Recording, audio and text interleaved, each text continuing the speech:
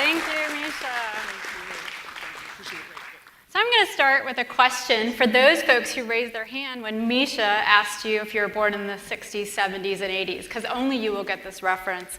How many people remember that book, All I Need to Know I Learned in Kindergarten? When I think about my career in the social sector, I can safely say that all I need to know I learned during AmeriCorps VISTA.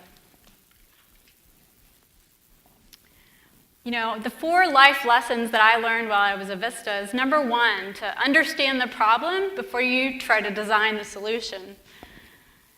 Second, you got to learn how to influence people without having authority. One of the ways you do that is to listen to others, particularly the people that you're working with in your community. And fourth, you've got to organize, and organize is not a bad or liberal word. So, before I tell you more about my VISTA experience in the 90s and how I came to learn these lessons, and by the way, the 90s was a great decade for us VISTAs, for NBC sitcoms, for boy bands, and for Bill Clinton and national service.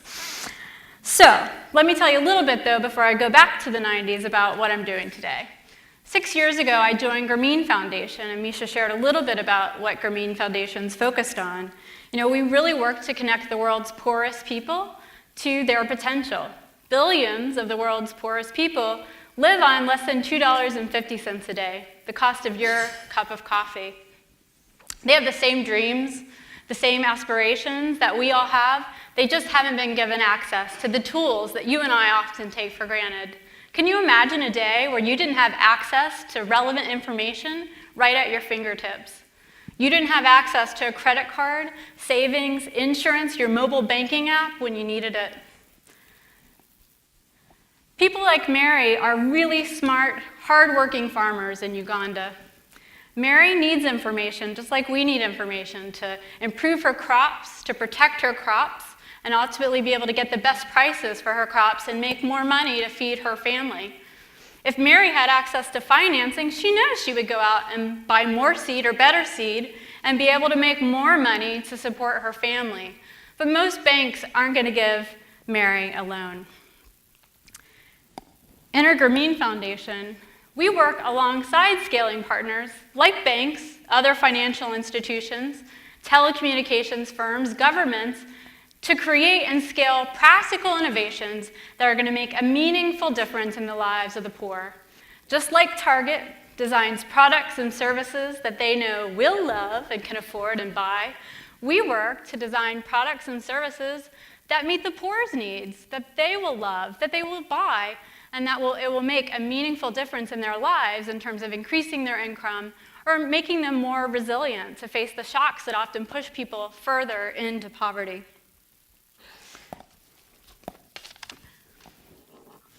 So today I oversee people, performance, and knowledge management at Grameen Foundation. I originally joined Grameen Foundation to launch a global skills-based volunteer initiative called Bankers Without Borders, which has now engaged thousands of skilled business professionals and Fortune 500 companies to provide more than $15 million of pro bono services to about 170 social enterprises working on the front lines of global poverty in 40 of the world's poorest countries.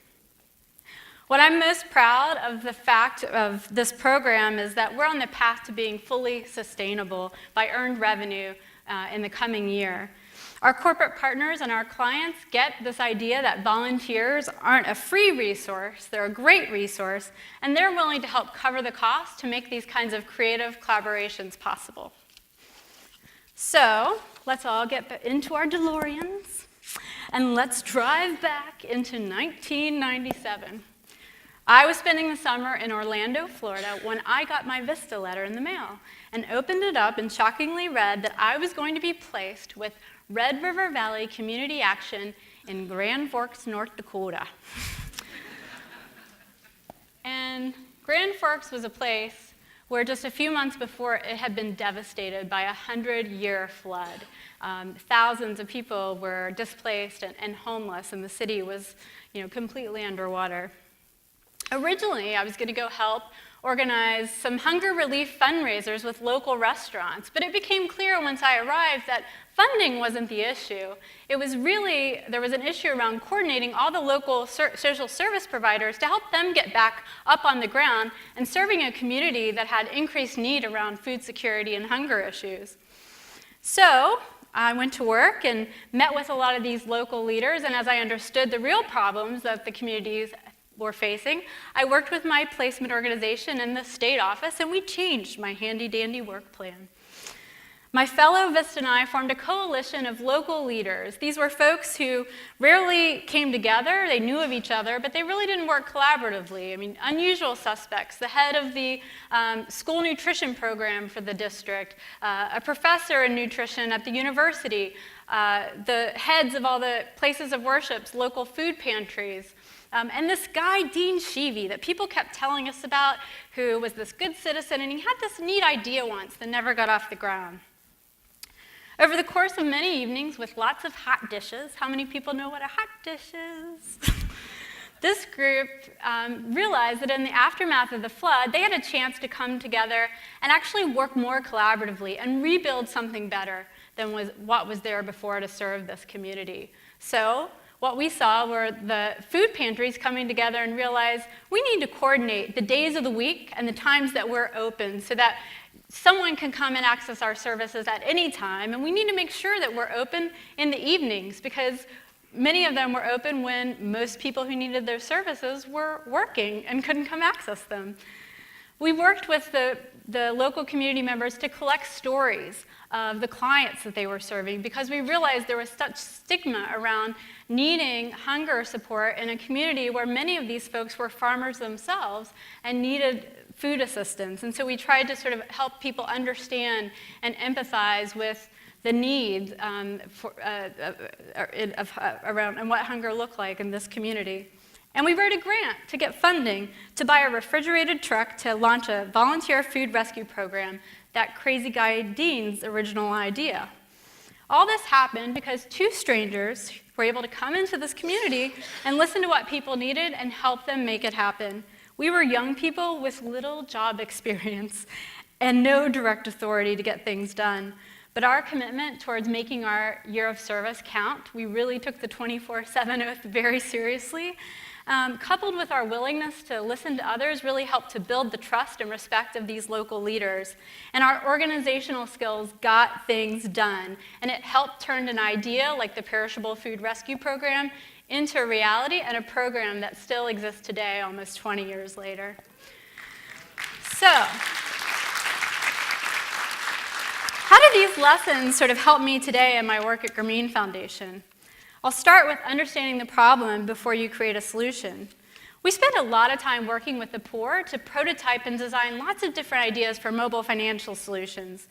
We spent the past year working with poor farmers like Mary in Uganda in order to launch a mobile app that helps them track deposits and withdrawals from their local village savings and loans group. We thought this was a simple solution, and actually we were much more excited originally about some of the other solutions that we thought could make a more meaningful difference in the lives of these people. But what we realized is this was the product that the poor farmers felt like would most meet their needs today. And so we are rolling out that product, and Barclays Bank is actually working with us to scale it across the whole country of Uganda because they see this as a way of building credit history for the rural poor in order to someday be able to serve these smallholder farmers as their customers. So let me talk about influencing without authority. You know, at Grameen Foundation, we know we aren't capable of solving global poverty alone. We're part of a larger ecosystem, and we need partners who see a clear business case for serving the needs of the world's poorest and hardest to reach people. One of the ways we influence without authority is by using data to help partners make good decisions.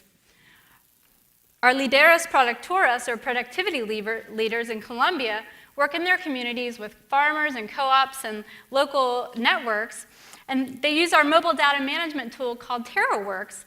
And working through these networks, we help increase farmers' knowledge, we help them earn higher prices, and we help get them certified to be able to provide their goods to companies like Starbucks under their Cafe Practices program. We also listen to others. Collaboration and co-creation requires listening and changing course sometimes. We've been working with an institution in India to develop a new credit product for those borrowers who are ready to move from a micro business to a small business. Initially, we planned to call qualifying candidates Star Club members because we thought that this would bestow some sort of achievement status on them that others could aspire to. But by listening to the clients and our partners, we realized that this name could negatively impact the group cohesiveness that's really vital to the group lending model that exists within this microfinance institution. And lastly, I'll talk about organizing. Again, it's not a bad or liberal word. Making an idea or strategy work is far more difficult than coming up with that idea or strategy. It takes disciplined execution. And at Grameen, we're not only innovating for the poor, but we're constantly looking at how we can innovate our business processes. We use Salesforce to organize everything, from our donors to our volunteers to our employees to key support processes. If only Salesforce existed back in 1997. So after my year of service, I spent a decade of my life working to try to get other people to get involved and commit to a year of service. And what I would tell many recent college grads or others interested in applying for AmeriCorps VISTA was that VISTA is so much more than an entry-level position into the nonprofit sector. It is an adventure. With VISTA, you have a chance to really make a difference in the lives of the community that you're working in while transforming your own. And I am forever transformed, and I'm forever a VISTA. I've been living out the lessons I learned at VISTA for almost 20 years now. And that's why VISTA is a force multiplier in creating innovative solutions to combat poverty. So thank you.